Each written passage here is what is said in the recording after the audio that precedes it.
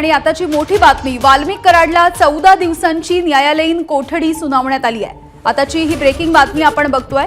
वाल्मिक कराडला 14 दिवसांची न्यायालयीन कोठडी सुनावण्यात आलेली आहे। संतोष देशमुख हत्या प्रकरणामध्ये कराडवरती मकोकाच्या अंतर्गत गुन्हा दाखल झालेला आहे आणि वाल्मिक कराडला आता 14 दिवसांची ही न्यायालयीन कोठडी सुनावण्यात आली आहे। आज बीडच्या न्यायालयामध्ये वाल्मिक कराड याच्याविषयी आज पुन्हा एकदा प्रकरण सुनावणीसाठी घेण्यात आलेलं होतं आणि यामधूनच 14 दिवसांची न्यायालयीन कोठडी त्याला सुनावण्यात आल्याचं कळतंय। मसाजोगमधील सरपंच संतोष देशमुख हत्या प्रकरणामध्ये वाल्मिक कराडवरती मकोकाच्या अंतर्गत गुन्हा सुद्धा दाखल आहे। कृष्णा केंडे आपल्याला अपडेट्स देत आहेत। कृष्णा, जो मकोका अंतर्गत गुन्हा दाखल होता त्या सगळ्या प्रकरणामध्ये आता कोर्टात काही वेळापूर्वी सुनावणी सुरू झाली आहे आणि जी माहिती मिळते आहे त्यानुसार या सगळ्या प्रकरणामध्ये 14 दिवसाची न्यायालयीन कोठडी या ठिकाणी आरोपी वाल्मिक कराडला या ठिकाणी सुनावण्यात आलेली आहे, अशी प्राथमिक माहिती या ठिकाणी कोर्टाकडनं मिळते आहे। व्हीसीद्वारे आज वाल्मिक कराडला या ठिकाणी कोर्टासमोर हजर करण्यात आलेलं होतं आणि या प्रकरणामध्ये आत्ताची अपडेट अशी आहे की 14 दिवसाची पोलीस कोठडी या ठिकाणी सुनावण्यात आलेली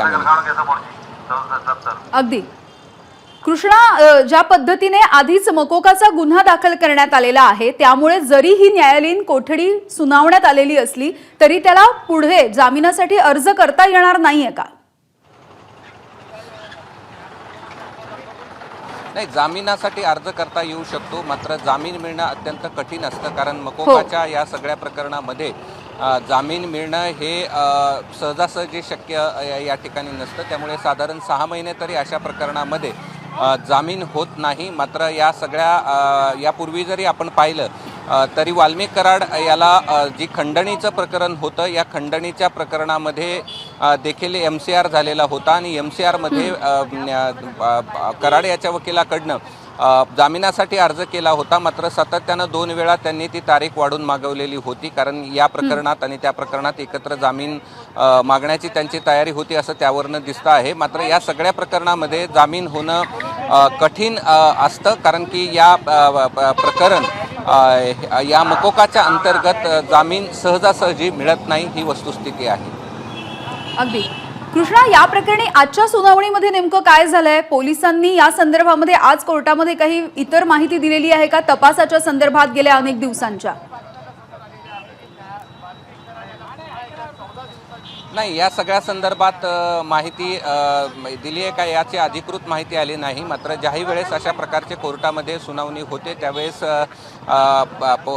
CID कडनं त्यांना PCR हवा आहे की MCR हवा आहे या सगळ्या संदर्भात मांडणी केली जाते। मात्र आता तरी या सगळ्या प्रकरणामध्ये ठीक आहे कृष्णा, अगदी काही क्षणांसाठी तुम्हाला थांबवते। गोविंद शेळके आपल्या सोबत आहेत, आमचे प्रतिनिधी। गोविंद, काय नेमकं झालंय आज कोर्टामध्ये सुनावणीच्या दरम्यान? यामिनी, आपण समजून घेतलं पाहिजे की प्रत्येक कायद्याला किती दिवस पोलीस कोठडी असली पाहिजे, त्यानंतर न्यायालयीन कोठडी कधी लागते हे ठरलेलं आहे। त्यामुळं यापूर्वीच्या म्हणजे संतोष देशमुख हत्या प्रकरणातील जे इतर प्रमुख आरोपी होते त्यांना सुद्धा यापूर्वी MCR झालाय आणि आज वाल्मिक कराड यांचा सुद्धा MCR झालाय। तर प्राथमिक स्वरूपाचा जो काही तपास आहे तो CID कडनं पूर्ण झालाय आणि ज्यावेळी CID कडनं हा तपास पूर्ण झाला त्यानंतर त्यांनी कोर्टासमोर सांगितलं की आमचा तूर्त तपास हा पूर्ण झालाय आणि हा तपास पूर्ण झाल्यानंतरच न्यायालयीन कोठडी मिळत असते। त्यामुळे कोर्टाने ते ॲग्री केलं आणि लगेच MCR म्हणजे न्यायालयीन कोठडीची घोषणा केली। त्यामुळे आपण आता असं म्हणू शकतो की संतोष देशमुख हत्या प्रकरणातला जो काही प्राथमिक स्वरूपाचा तपास होता तो CID कडनं पूर्ण झालाय। मात्र हा तपास इतक्या लवकर संपत नाही। आपल्याला माहिती आहे की मोका अंतर्गत यात कारवाई आहे, खंडणीचा प्रकार आहे। तर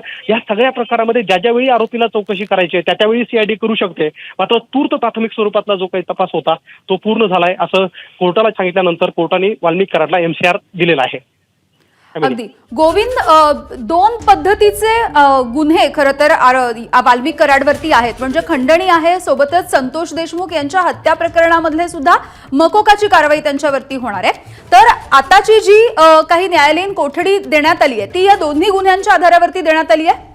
नाही, 2 स्वतंत्र गुन्हे आहेत। म्हणजे यामिनी, जरी या दोन्ही गुन्ह्याचे तपास CID करत असली, SIT करत असली तरी खंडणीच्या गुन्ह्यामध्ये यापूर्वीच वाल्मिक कराड यांना MCR झालेला आहे आणि खंडणीचा प्रकार तो त्या वेगळ्या पातळीवर तपासला जातोय। संतोष देशमुख हत्या प्रकरणाचा जो तपास आहे तो वेगळ्या पातळीवर आहे कारण दोन्हीचे आयोग सुद्धा वेगळे आहेत। जर आपण बघितलं तर खंडणीच्या प्रकरणामध्ये CID कडून अनिल गुजर हे काम पाहतायत, तर संतोष देशमुख हत्या प्रकरणाचे तपास अधिकारी आता किरण पाटील या काम बघतायत. त्यामुळे हे स्वतंत्र 2 गुन्हे आहेत. जर गरज पडली तर तपासण्यासाठी हे स्वतंत्र गुन्ह्याचा तपास एकत्रित होऊ शकतो. मात्र तूर्त आपण असं म्हणूया की संतोष देशमुख हत्या प्रकरणामध्ये न्यायालयीन कोठडीमध्ये रवानगी आता वाल्मिक कराडची होणार आहे.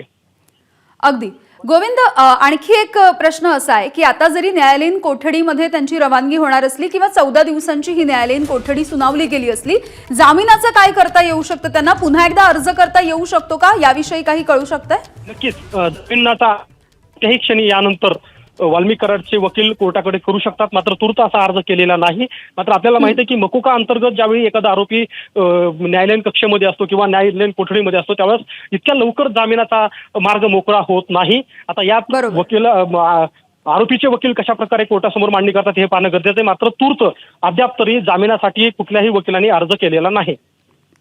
अगदी गोविंद, ज्या पद्धतीने तुम्ही सांगताय की सीआयडीनं आज सांगितलं की तुर्तास तरी आमचा तपास पूर्ण झालेला आहे, कोणकोणत्या गोष्टींच्या आधारावरती हा तपास झाला या संदर्भात त्यांनी कोर्टासमोर काही मांडलेलं आहे का निरीक्षण?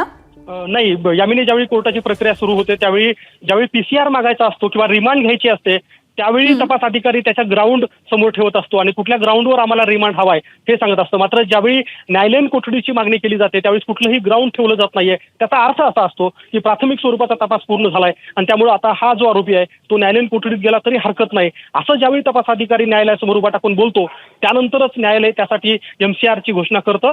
त्यामुळे तूर्त आज कुठल्याही प्रकारची आर्ग्युमेंट झालेली नाहीये कोर्टामध्ये. तपास अधिकाऱ्यांनी त्यांचं म्हणणं मांडलं की आम्हाला या आरोपीची न्यायालयीन कोठडी हवी आहे आणि ती न्यायाधीशांनी मान्य केली आणि वाल्मिक कराड यांना 14 दिवसाच्या न्यायालयीन कोठडीमध्ये पाठवलेला आहे.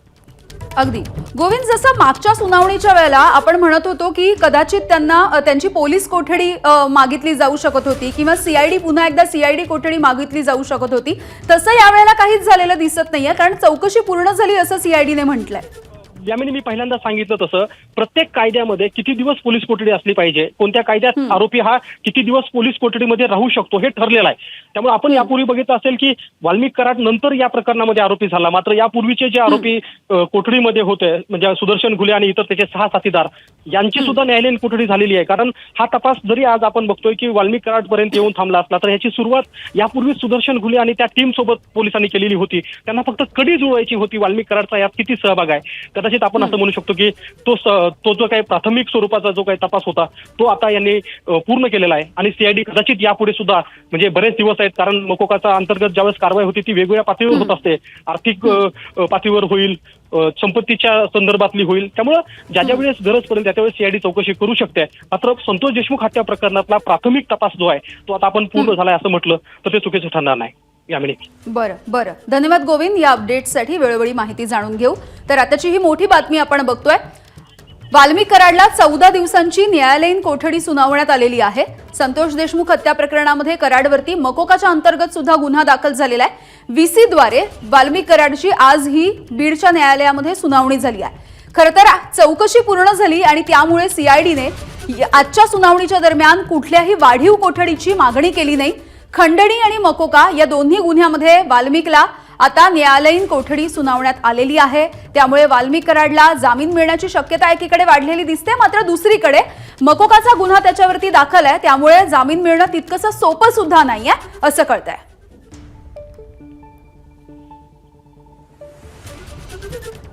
तर ही महत्वाची घडामोड आपण बघतोय. मस्साजोगचे सरपंच संतोष देशमुख यांच्या हत्येच्या प्रकरणाची वाल्मिक कराड याला 14 दिवसांची न्यायालयीन कोठडी सुनावण्यात आलेली आहे. 3 वेगवेगळ्या पद्धतीचे गुन्हे या प्रकरणामध्ये दाखल होते.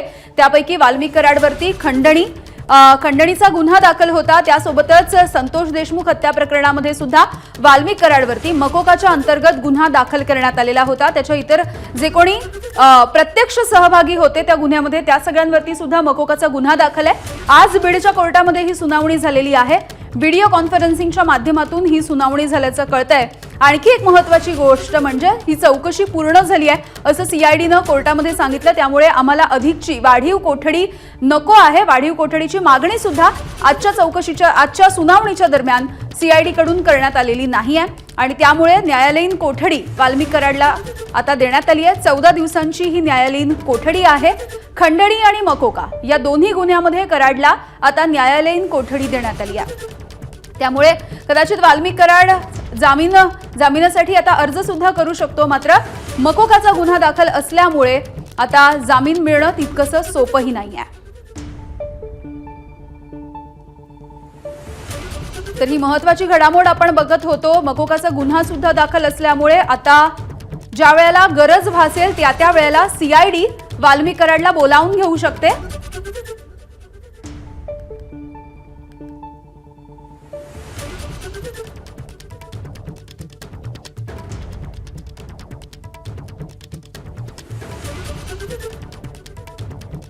आणि याविषयी बोलूया तर राष्ट्रवादीचे आमदार प्रकाश सोळंके सध्या आहेत आपल्यासोबत. प्रकाशजी, वाल्मिक कराड याला 14 दिवसांची न्यायालयीन कोठडी सुनावली गेलेली आहे, तर दुसरीकडे मकोकाच्या अंतर्गत गुन्हा सुद्धा दाखल आहे. बरोबर आहे ना. आता ही न्यायालयीन प्रक्रिया आहे आणि पोलिसांनी जो तपास केलेला आहे तो तपास अजून पूर्ण व्हायचा आहे आणि तो पूर्ण होत असताना निश्चितच मकोकाचा गुन्हा दाखल असल्यामुळं कधीही त्यांना आरोपींच्या बद्दल म्हणजे जे काही आरोपी आहेत त्या आरोपींना तपास करण्यासाठी बोलवता येईल अशी परिस्थिती आहे. पण आता हा प्रकाशजी बोला. हा बोला ना, तुमचा काय प्रश्न आहे ते बोला. नाही, सीआयडीने आजची जी सुनावणी झाली त्यावेळेला सीआयडीने असं म्हटलं की आमची चौकशी सध्या पूर्ण झालेली आहे, त्यामुळे तुर्तास त्यांनी अधिकच्या वाढीव कोठडीची मागणी केली नव्हती. मग ते झाला असेल तपास पूर्ण, त्याच्याबद्दल काय शंका घ्यायचं काही कारण नाही. सीआयडीचा तपास पूर्ण झालेला आहे असं जर त्यांनी सांगितलं असेल न्यायालयात तर त्यांनी तपास पूर्ण केला असेल. ठीक आहे, धन्यवाद प्रकाशजी, तुम्ही बातचीत केलीत यासाठी. ठाकरेंच्या शिवसेनेच्या उपनेत्या सुषमाताई अंधारे आहेत आपल्यासोबत. सुषमाताई, आजची जी काही सुनावणी झाली त्यामध्ये आता आज सीआयडीने असं म्हटलंय की आमची चौकशी तुर्तास पूर्ण झाली आहे, त्यामुळे वाढीव कोठडीची गरज नाही आणि त्यानंतर आता 14 दिवसांची न्यायालयीन कोठडी वाल्मिक कराडला. काय आहे, आजचं जे सगळं काही आर्ग्युमेंट्स आहेत ते सगळे व्हीसी द्वारे झालेले आर्ग्युमेंट्स आहेत.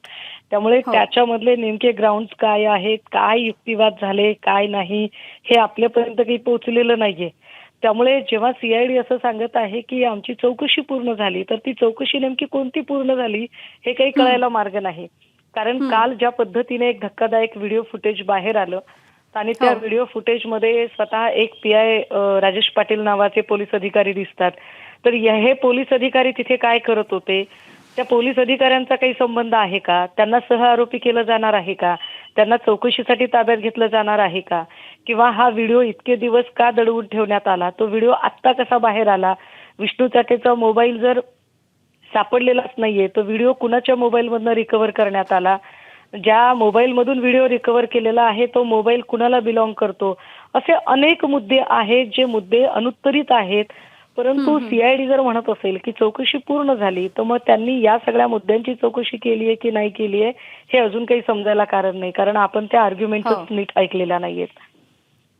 अगदी सुषमाताई, धन्यवाद, तुम्ही बातचीत केलीत यासाठी.